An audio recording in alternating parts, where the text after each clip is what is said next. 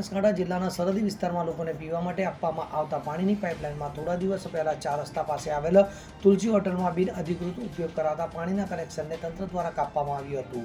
ત્યારે પાણી પુરવઠા વિભાગ દ્વારા વધુ એક કનેક્શન નોટિસ આપી કાપવામાં આવી છે। તો બનાસકાંઠા જિલ્લાના સરહદી વિસ્તારમાં પીવાના પાણીનો કકળાટ હોય છે, ત્યારે પાણી ચોરો દ્વારા ગેરકાયદેસર રીતે પાઇપલાઇનમાંથી મોટા કનેક્શન કરી અને પાણીની ચોરી કરતા હોય છે। ત્યારે થોડા દિવસ પહેલા થરાદ તાલુકાના 4 રસ્તા પાસે આવેલા તુલસી હોટલમાં બિનઅધિકૃત રીતે ચાલતા પાણીના કનેક્શનને કાપી નાખવામાં આવ્યું હતું। ત્યારે વધુ એક કનેક્શન પાણી પુરવઠાની એજન્સી દ્વારા માર્કેટ યાર્ડના બીજા ગેટ નજીકથી નોટિસ આપી કનેક્શન કાપવામાં આવ્યું હતું અને તંત્ર દ્વારા કાર્યવાહી હાથ ધરવામાં આવી હતી।